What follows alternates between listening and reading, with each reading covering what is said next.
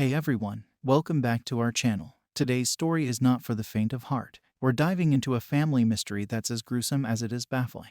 It involves Fred and Edwina Rogers, a seemingly ordinary couple, and their son Charles, who becomes the center of a horrifying investigation. Brace yourselves, this is a story you won't easily forget. Imagine a quaint, seemingly peaceful home tucked away in a quiet neighborhood of Houston, Texas. The year is 1965. And this home belongs to Fred and Edwina Rogers, an elderly couple who appear to be living the twilight years of their lives in solitude. Their house is like a sanctuary, a place where they can escape the noise of the outside world. But what the neighbors don't realize is that this sanctuary holds a secret. You see, Fred and Edwina aren't alone. Living with them is their adult son, Charles. Now, Charles is not your typical son. He's an enigma, a recluse who has mastered the art of invisibility. He leaves the house each day under the cover of darkness, almost as if he's a shadow, slipping away before the first rays of dawn break the night. And he doesn't return until the world outside has been swallowed by the darkness once again. It's as if Charles exists in a different time zone, one that doesn't align with the rest of the world. His parents, Fred and Edwina, have come to terms with his mysterious lifestyle, but it's a lifestyle that keeps the neighbors guessing. They whisper among themselves, does Charles really live there? Has anyone actually seen him? The truth is, Charles has become a ghost in his own home, a silent presence that adds an unsettling layer to the Rogers family's quiet life.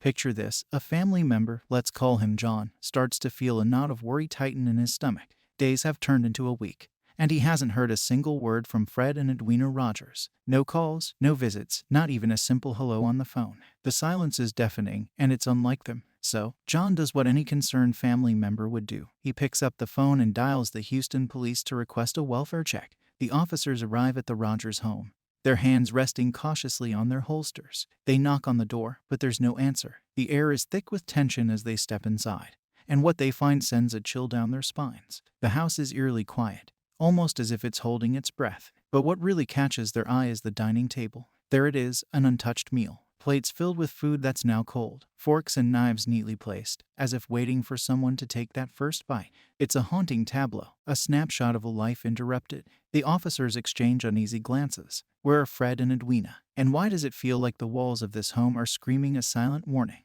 Imagine being those officers for a moment. You've entered a home where the air feels heavy, almost suffocating. You've seen the untouched meal, and now you're standing in front of the fridge. Your gut tells you to open it. Maybe you'll find a clue, a note, something that explains the eerie silence. You reach for the handle, your fingers almost trembling, and you pull it open. The cold air hits you first, but it's what you see next that freezes you to your core. Packages of meat, meticulously arranged, one on top of the other. It's unsettling, but it's what lies beneath that turns your blood to ice. Two human heads, their eyes vacant, staring into the abyss, resting in the vegetable bin as if it were their final resting place. For a moment, time stands still. The officers lock eyes, their faces drained of color. Words fail them. What they've just discovered is not just evidence. It's a nightmarish reality that shakes them to their very core. This is no ordinary crime scene. It's a house of horrors, and they've just uncovered its darkest secret. Picture this. The room is filled with the sound of sirens as additional officers rush into the house. The atmosphere is thick with tension, each officer bracing themselves for what they're about to witness. They've heard the initial reports, but nothing can prepare them for the reality that unfolds as they begin to unpack the fridge. As they carefully remove each package,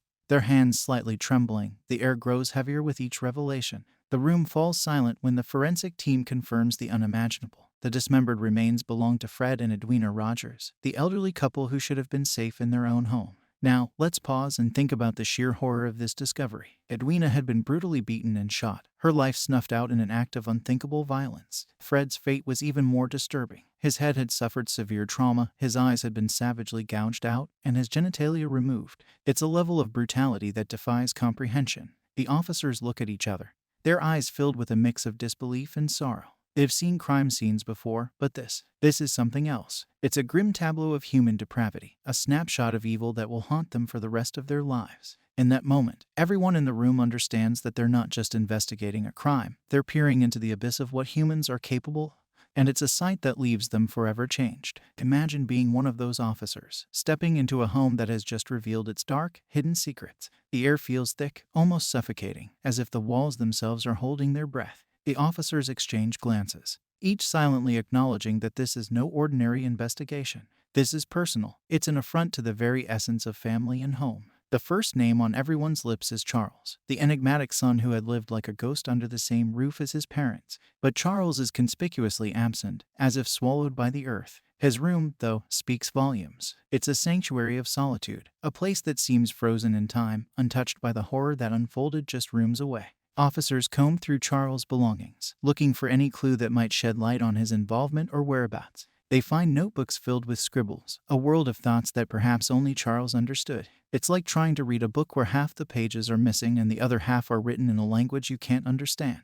As they continue their search, the house seems to close in on them. Every creak of the floor, every flicker of the lights feels like the home itself is resisting, guarding its terrible secret.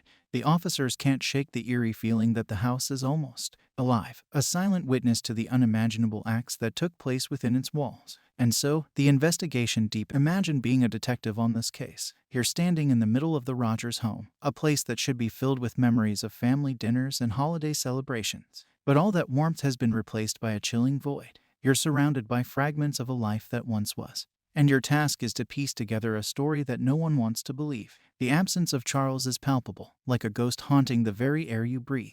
But even ghosts leave traces, and Charles is no exception. The investigators find fingerprints on door handles, on personal items, even on the fridge that served as a tomb for his parents. Each print is like a whisper, a fragmentary piece of a narrative that's as elusive as the man himself. They also find personal belongings that seem oddly out of place. A pair of gloves tucked away in a drawer, a set of keys hidden under a mattress, and perhaps most chillingly, a firearm carefully stowed away. Each item feels like a piece of a jigsaw puzzle, but the picture can't be completed without its most crucial piece: Charles himself. The officers also discover financial records and letters, hidden away as if they were shameful secrets. These documents hint at possible motives, debts, disputes, and a family dynamic that was far from harmonious. But again, these are just pieces of circumstantial evidence, shadows cast by a man who has vanished into thin air. As the investigators stand in that hauntingly empty house, they can't shake the feeling that they're missing something crucial. It's like listening to a symphony with the most important instrument missing.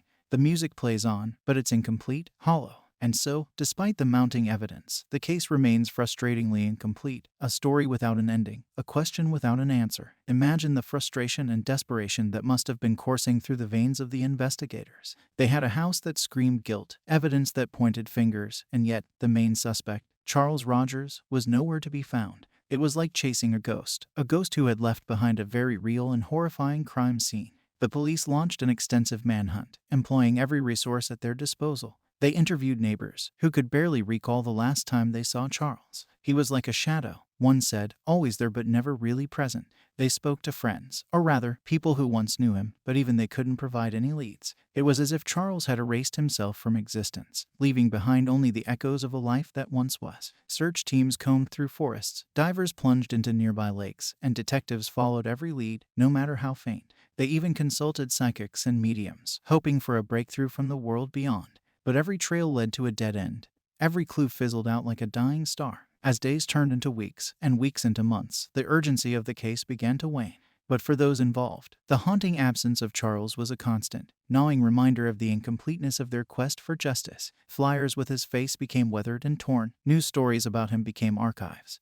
And Charles Rogers became a name mentioned in hushed tones, a modern-day phantom whose very existence seemed to be a riddle. And so, Charles Rogers remains missing, a human-shaped void in a story that desperately needs closure. His disappearance is a vanishing act that no one can explain, a mystery wrapped in layers of enigma and sorrow. As the calendar pages fall away, one after another, the questions that haunt this case remain as vivid as ever. Where is Charles Rogers? Is he living under a new identity in a far-off land? Or did he meet a fate as grim as his parents? Did he commit this unthinkable act? And if so, what could possibly drive a man to such depths of depravity? The questions multiply, but the answers are as elusive as the man himself. These questions aren't just the musings of detectives or the ponderings of a curious public. They are the echoes of a story that refuses to end, a narrative that lacks a final chapter. Each question is a loose thread. And as we pull on it, hoping for answers, we find only more questions, more complexity, and more darkness. It's a labyrinth with no exit, a puzzle missing its most crucial piece: Charles Rogers. Stories like this one leave an indelible mark on our souls. They challenge our understanding of family, trust, and the very nature of evil. Fred and Edwina Rogers were not just victims. They were parents, leaving behind a legacy now forever tainted by tragedy and mystery. And Charles, he's a question mark, a blank space in a family portrait that will never be complete. As we close this chapter, let's not forget the human lives that were irrevocably altered by this horrifying event. Fred and Edwina Rogers deserve to be remembered, not just as victims but as people who once lived, loved, and had dreams of their own. May they rest in peace, even if peace seems like a distant concept in this unsettling narrative. Thank you for joining me on this harrowing journey through the dark corridors of human behavior. May we all find some semblance of peace in our own lives, even as we ponder the unsettling mysteries that defy understanding. See you in the next video.